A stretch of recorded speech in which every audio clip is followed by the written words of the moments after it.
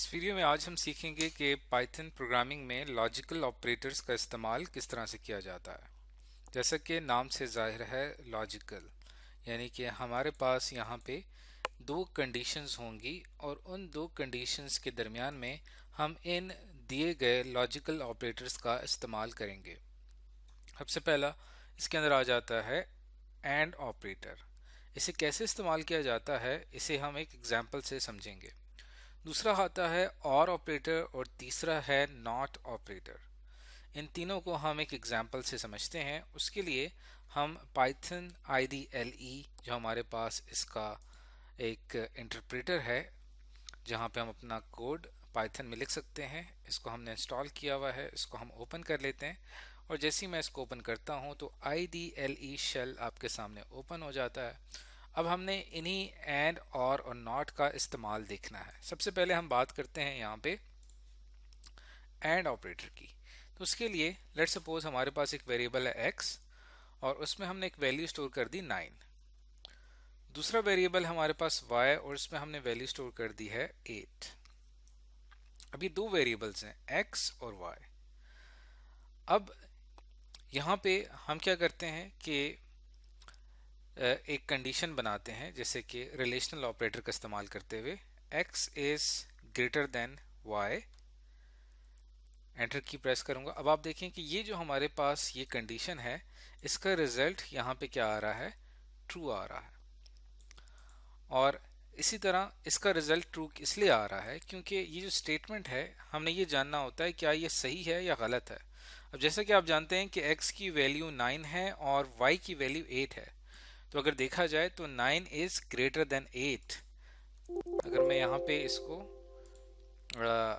Comments की सूरत में लिखना चाहूँ तो भी हम यहाँ पे लिख सकते हैं, लेकिन यहाँ पे हमें पता चल रहा है कि 9 इज ग्रेटर देन 8, तो ये बात सही है। इसी तरह अगर मैं लिखता हूँ x is less than y, तो इसका रिजल्ट हमारे पास फॉल्स आ रहा है क्योंकि x जो है y से छोटा नहीं है। अब आप देखें कि ये दोनों कंडीशंस है हमारे पास, एक ट्रू है और दूसरी कंडीशन है फॉल्स। अब ये दोनों कंडीशंस जो हैं अगर मैं इनको यहाँ पे लिखता हूँ x is greater than y and यहाँ पे एंड ऑपरेटर के लिए हम इस तरह से एंड लिखेंगे और फिर x is less than y। तो एंड ऑपरेटर हमेशा दो कंडीशंस के बीच में इस्तेमाल होता है। जैसे कि आप देखें कि एक कंडीशन हमारे पास ये है, दूसरी कंडीशन ये है, इन दोनों के दरमियान में यहाँ पे एक एंड ऑपरेटर का इस्तेमाल किया गया है। उसके बाद जब एंड ऑपरेटर का रिजल्ट आने की दो पॉसिबिलिटीज हैं, यानी दो तरह से रिजल्ट आ सकता है। जब भी हम एंड ऑपरेटर अप्लाई करेंगे या तो ओवरऑल रिजल्ट ट्रू आएगा या फॉल्स आएगा। ट्रू रिजल्ट तभी आता है जब एंड ऑपरेटर में इस्तेमाल होने वाली तमाम कंडीशंस ट्रू हों। जैसे कि ये कंडीशन है इसको भी ट्रू होना चाहिए और ये जो दूसरी कंडीशन है इसको भी ट्रू होना चाहिए। तब जब हम एंड ऑपरेटर अप्लाई करेंगे दोनों कंडीशंस ट्रू होंगी तो ओवरऑल रिजल्ट आपका ट्रू ही आएगा। लेकिन हमारे इस केस में जो पहली कंडीशन है x is greater than y, ये तो ट्रू है। x is less than y ये ट्रू नहीं है। तो इस वजह से जब मैं एंटर की प्रेस करता हूं तो देखें इसका रिजल्ट यहाँ पे फॉल्स आ रहा है। तो एंड का जो रिजल्ट है वो ट्रू तभी आएगा जब दोनों कंडीशंस हमारे पास ट्रू होंगी। जैसे कि यहाँ पे मैं अगर इसको ये कर देता हूँ, x की वैल्यू हम यहाँ पे रखते हैं लेट्स सपोज 3 और y की वैल्यू हम यहाँ पे रखते हैं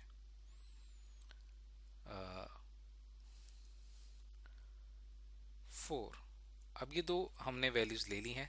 अब अगर मैं इसमें एंड ऑपरेटर अप्लाई करता हूँ तो यहाँ पे मैं लिखता हूँ y is greater than x, ये कंडीशन बिल्कुल ट्रू है।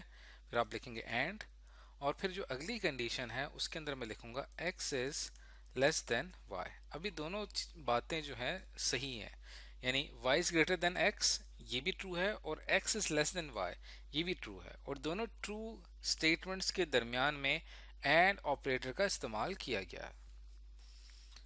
देखें जैसे मैंने एंटर की प्रेस की तो एंड का रिजल्ट आपके सामने क्या आया, तो ट्रू तभी आएगा जब दोनों कंडीशंस ट्रू हों। इसी तरह अगर हम और ऑपरेटर की बात करें, और ऑपरेटर का हमेशा आंसर ट्रू ही आता है। जैसे फॉर एग्जांपल हमारे पास जो ऊपर हमने ये वाली अप्लाई की थी, इसको मैं यहाँ से कॉपी करता हूँ और एंड की जगह यहाँ पे मैं और का इस्तेमाल कर देता हूँ। अब देखिए पहली स्टेटमेंट है x is greater than y, x y से बड़ा है। ये स्टेटमेंट गलत है क्योंकि x जो है y से छोटा है। दूसरी स्टेटमेंट है x is less than y, ये स्टेटमेंट भी हमारे पास सही है। अब ये ट्रू स्टेटमेंट है और ये स्टेटमेंट फॉल्स है। इन दोनों के दरमियान में मैंने और ऑपरेटर का इस्तेमाल किया है। अब जैसे ही मैं एंटर की प्रेस करूंगा तो देखा आपने इसका रिजल्ट ट्रू आया। तो और का आंसर हमेशा ट्रू ही आता है। लेकिन अगर दो कंडीशंस हों और दोनों फॉल्स हों तब और का आंसर फॉल्स आएगा। जैसे कि मैं यहाँ पे लिखता हूँ x is greater than y और यहाँ पे मैं लिखता हूँ y is less than x। अभी दोनों स्टेटमेंट गलत हैं। पहली स्टेटमेंट में कहा जा रहा है कि x is greater than y, जो कि गलत है। इसी तरह दूसरी स्टेटमेंट है y is less than x, ये भी गलत है क्योंकि y जो है वो x से छोटा नहीं है। अब दोनों स्टेटमेंट फॉल्स हैं। इन दोनों के दरमियान में और ऑपरेटर का इस्तेमाल किया गया है। जैसे ही मैं एंटर की प्रेस करता हूं तो देखा आपने रिजल्ट हमारा यहाँ पे क्या आया, फॉल्स। यहाँ पे हमारा रिजल्ट आया। तो अब तक हम एंड ऑपरेटर और ऑपरेटर के बारे में पढ़ चुके हैं। नेक्स्ट जो हमारे पास है वो है नॉट ऑपरेटर। इसको समझने के लिए मैं दोबारा से पाइथन शेल ओपन कर लेता हूं और यहाँ पे हम दो वैल्यूज ले लेते हैं x और y के लिए। x को मैंने एक वैल्यू असाइन कर दी, इसी तरह y को भी हमने एक वैल्यू असाइन कर दी। तो अगर मैं लिखता हूं यहाँ पे कि x is less than y, तो ये स्टेटमेंट बिल्कुल सही होगी।